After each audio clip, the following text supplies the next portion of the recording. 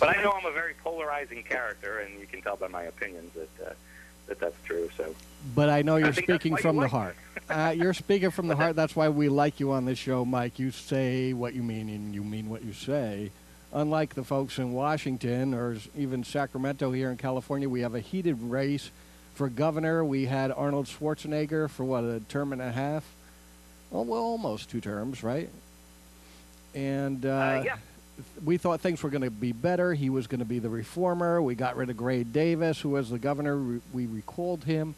The state was in the red big time, and he was going to balance the budget and get us back on track. Things did not work out. Things have, you could actually say, gotten worse.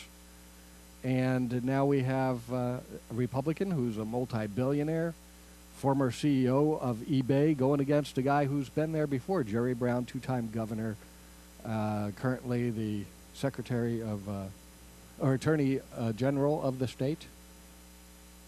And it's still pretty much, nick and tuck with this race. What's happening with us? She has spent $40 million of her own money, you say, and still very close. Yeah, between the primary and the general election, as I understand it, that is $140 million of her own personal money. So she can't be happy with that. Last I heard in the polls, she's behind about 5 points, and that's pretty much across the board for most of those polls. I do want to mention that if you, I know I've mentioned it for a fact on previous shows, that one of my favorite websites is 538.com. Yes.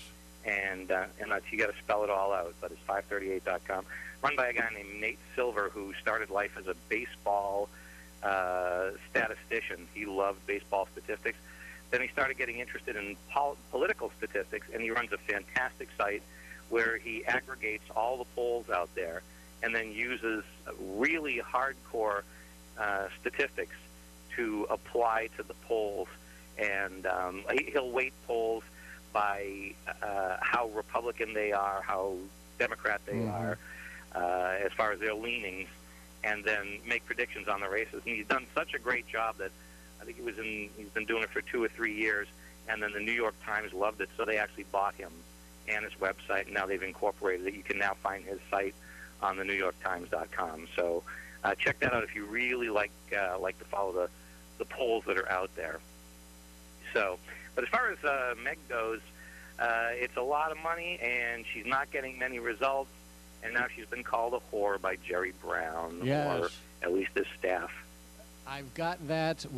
Let's listen to it, Mike, because this has been the new controversy in this race. Of course, last weekend we talked about Meg's trouble with her former housekeeper / child care giver, and her being illegal. Her nanny. Yeah, her nanny, for 9 years, I understand. And she claims that her, the CEO of eBay, and her husband, who's a neurosurgeon, 2 intelligent people, had no clue they were bamboozled by this illegal for 9 years, which we found funny. But now Jerry Brown, this is the problem I have with him. He doesn't know how to hang up a phone correctly. He gave a call to somebody to get support, and then he didn't hang up the phone correctly. He thought he did. And then he went on with his meeting with his staff, and they used some unsavory language, and now he's catching heat for it because I guess the guy who he left a message for released this tape of him going on about Meg Whitman. Let's listen about this. When will we put that out? So I've been warned that if I track down the pictures, they'll go to Whitman, and that's where they go, because they know Whitman will give them what kind of a deal that I want. If you will fucking do anything. Yeah. What about saying that? He's a horse. That's good. Here we go. Horse. All right, you heard it there. One of the staffers said she's a whore. And that's been the firestorm for him this week. What's your take on it? My gut instinct is he's going to get more votes for it.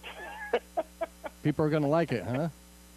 I think people are going to like it. I think that I think it would have been better if he'd said she was a bitch, but because I think I think she comes across as one in her commercials, actually. So I think that there's going to be a lot of people who are thinking this, but don't have the heart to say it. But I think when they get to the polling place, they're this bitch is a whore.